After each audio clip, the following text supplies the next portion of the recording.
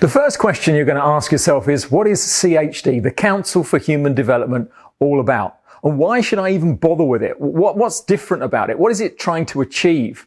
Is there any purpose of me getting involved or investing or looking for a return in the future? What is it really about? What does it do and why does it do it? And that's what I'm going to try to explain to you in this particular conversation. I'm going to make a very complex subject reasonably clear. Now, the first thing we have to realize is the world is a very changing place. It's changing every day in ways that 6 months, 12 months ago, we wouldn't have been able to perceive. But in the world that we live in the Council for Human Development, it's something that we were already anticipating many years ago.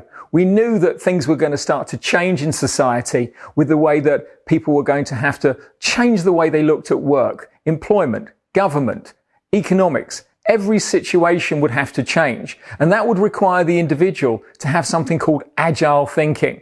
Now, if we look in scientific terms, we can look at people over the years being conditioned to be left-brained, conditioned to work within a process and think that that process is all that there is. And this is the educational system. This is the employmental system. And as we go forward into the coming decade, we're going to find that AI, machine learning, machine automation is going to take a lot of the jobs away. Some people are saying 40%. Oxford University report back in 2013. 42%, I think they said. Some people are saying Ray Kurzweil, Silicon Valley, maybe 90% of human activity in 10 years. It's an accelerated growth curve, whatever we choose to believe or not believe. This means that right now people are coming out of work all over the world.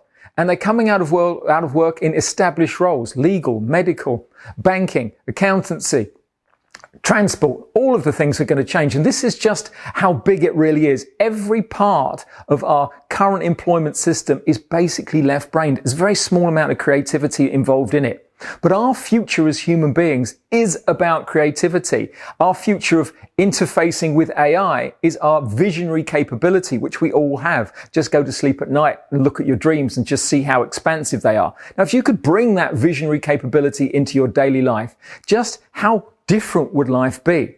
We've got to completely change the way we think about work, about employment, about business. And we've got to start to say, hang on a minute, what part of humanity is sitting there waiting to be rediscovered? There was a NASA study done by a guy called Dr. George Land.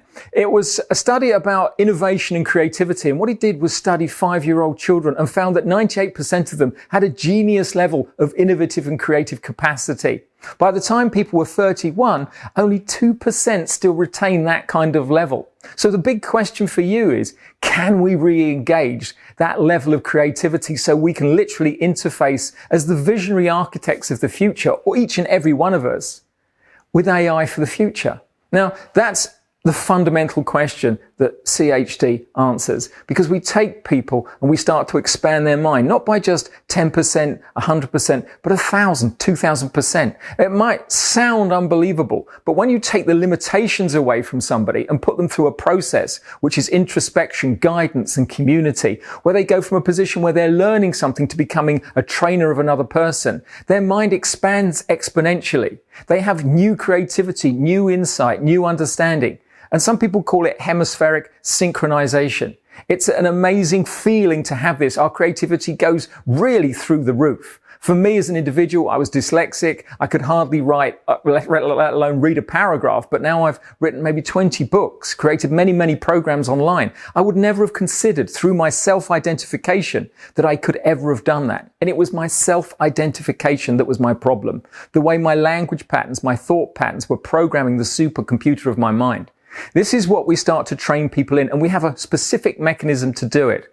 We now have 24 trainers all over the world capable of changing people's lives. But that's just the first step. We can get those people to start training other people right now, today. And we do it effectively. And we do it within a mechanism where they can get paid for doing it. In other words, they can go on a program, invest in themselves, and then they can get refunded that money by working with somebody else. And that expands their mind to the next level.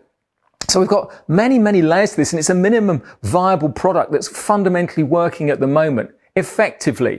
And we just want to roll that out. We want to expand it on a global basis. And if we can do this with someone's support, with an investor's support that can give us that clout at the moment to get us into the mainstream market, we will be able to really make a substantial difference to society. And really for the investor, that's what we're looking for. Someone who wants legacy, to be able to change people's lives regardless of where they are on the planet. It doesn't matter if it's a village in Africa or in the middle of New York or in the middle of Brazil. It doesn't matter. Everybody on this planet has untapped potential that we can release today that will solve the world's problems. Because together we can do that, rather than sort of acquiescing and delegating to the scientists and the different people who have different views but often fight amongst each other. Ultimately, there is one truth on this planet, and that is if human beings work together, we can have a better world for everybody. Equality, equal opportunity, not division and elitism. That is the wrong way to go.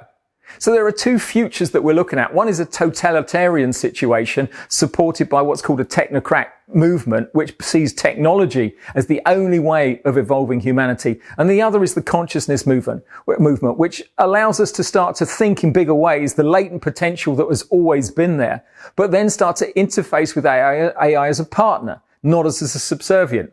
It really is a completely different way of thinking. We want to create a completely new ecosystem, economic system with a tokenization that can allow the world to actually have a different way of earning, learning, and working together. It's an amazing opportunity. It's something, I'd love to have the opportunity to discuss it with you in detail, to show you just how bigger impact you as an individual can have on this, and how that you can make a major impact on many, many people's lives, really challenge global poverty, challenge the work situation that is a difficulty for people coming out of work at the moment, the businesses that are going bust, all these sorts of things we can address together. All you have to do is pick up the phone, give me a call, and we can have a talk about it. It might not be for you. It might not be something that you really want to get involved in. Maybe global change isn't what you want to get involved in. Maybe doing things for other people at a global level isn't. But for me, and for the people, the 24 trainers that we have, that's what we're all committed to. And what we want is to find a partner who's just as committed as us and can really bring something to the table, not just the finances, but also the wisdom and the passion and the drive to get this to the next level. Thanks for listening.